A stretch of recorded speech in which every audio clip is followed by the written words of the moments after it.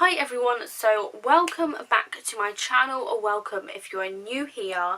My name is Chloe and I am a writer and a musician here on YouTube. But today I'm going to be doing something a bit different. This is something that I did. I don't think I've ever done this kind of video before, to be honest. This is kind of new, but today, yes, I'm kind of doing like a book related video, as you can tell by the title, because I am going to be talking about the books I read in 2020. I read 11 books in total in 2020, and for like a writer, I feel like that's kind of normal, like average. 11 books in 1 year. There's almost a book a month. If I was like a booktuber, it would definitely be more than that, but I am not a booktuber. I am just doing this video because reading books for me is more of like research and developing my skills as a writer, and you know, just trying to develop myself as a writer. I read a lot in the genre that I actually write in, which is like new adult romance. But not all of these books are new adult romance. Some of them are like different, but I am going to say this now. So the first book that I read in 2020, I don't even have anymore. So we're just going to get straight into this video. So the very first book that I read in 2020 was The Names They Gave Us by Emilee Read. And no, I don't actually have this book anymore because I read it, I think, because it had a lot of hype around it, and while I enjoyed it, I just knew that it wasn't going to be one of those books that I wanted to reread, and that's why I don't have it anymore. If I know that I'm not likely to reread a book, then I will just get rid of it, and that's exactly what I did. I did enjoy the book, like I said. It was one of those books, like I said, that I knew I wasn't going to reread. So the second book is In a Mirror by Emilee Read, which is this big boy here. And yes, this is the old cover. I know she has updated her covers now, but I got this like the very beginning of 2020, and it's really heavy, it's really big, but then I do think that, yeah, the line spacing is quite big, which is why I think it's quite a big book. But the actual book I loved. It may be the old cover, but there's like nothing I can do about that, and it looks a bit like worse for wear, but I think that's okay with like paperbacks because it just shows that you love them. I really enjoyed this book, so I will definitely be reading the next book this year. You know, I'm gonna end up with this and then In the Haze in its new cover. It is like so it says on the back here that In a Mirror is a dramatic Australian beach read, the first book in a coming-of-age series, so it's perfect for all lovers of contemporary young adult fiction. I do read a lot of young adult. Even though I write new adult, I do read a lot of young adult because obviously there isn't much of a market for new adult. I will still read young adult, and this is probably one of my favourites.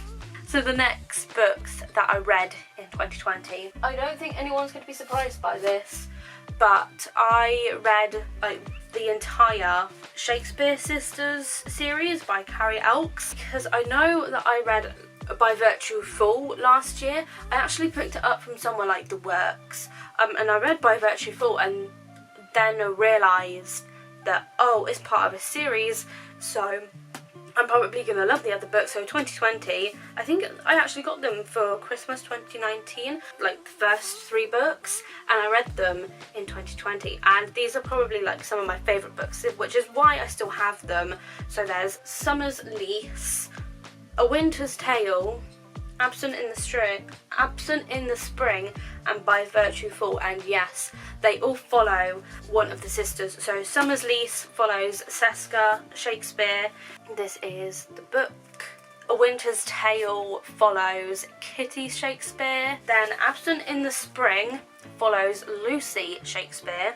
And then By Virtue of Fall follows Juliet Shakespeare. And Carrie Elks also has like another 2 book series out that I would love to read in 2021. And then the next book that I read is Shadowsea by Peter Bunzel. I'm gonna say this now because this is meant to be like a children's book. Peter Bunzel is actually my uncle's partner. No, I didn't get these books for free. I did buy them and support him, not, you know.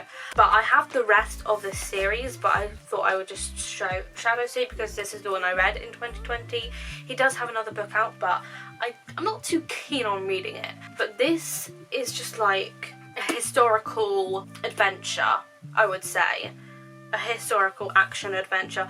I don't really know what genre it's like been marketed as, but I do know it's meant to be for children. But the thing is, with Shadowsea, and kind of like the rest of the series, is there are like a lot of big words in the book, even for me, and I'm an adult.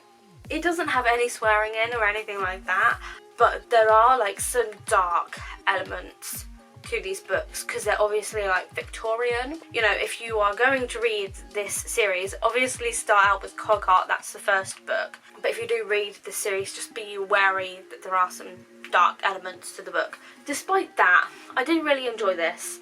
I don't know if that's like biased or not. I love this.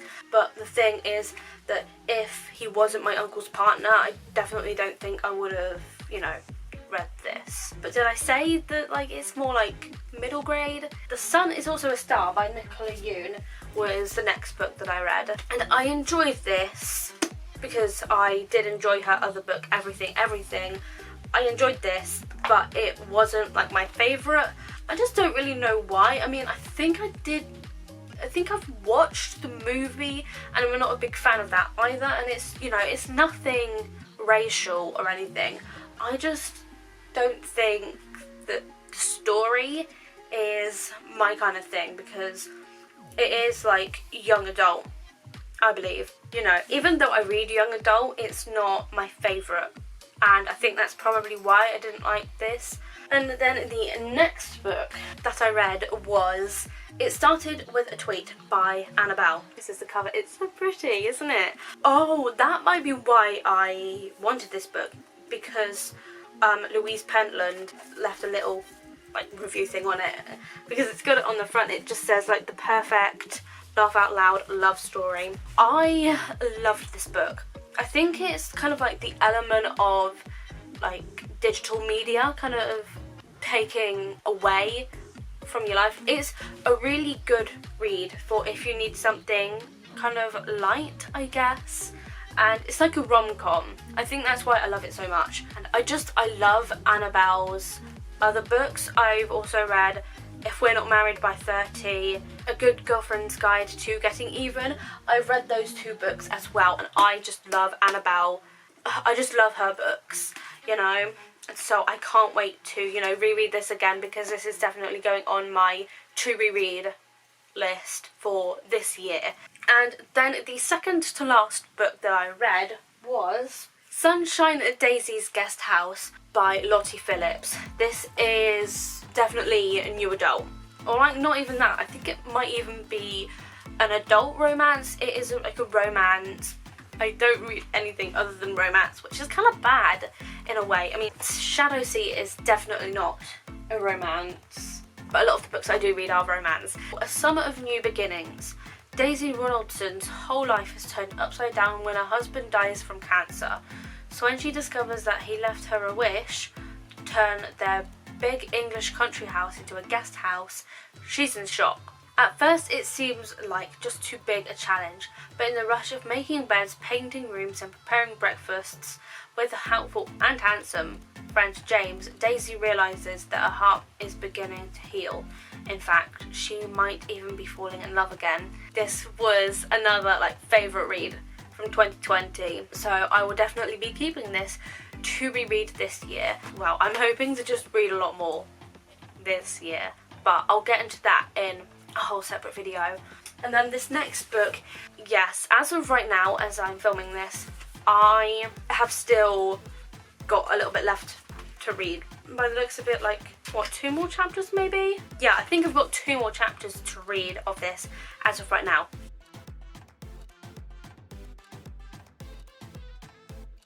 And this is just One Summer's Night by Kylie Dunbar.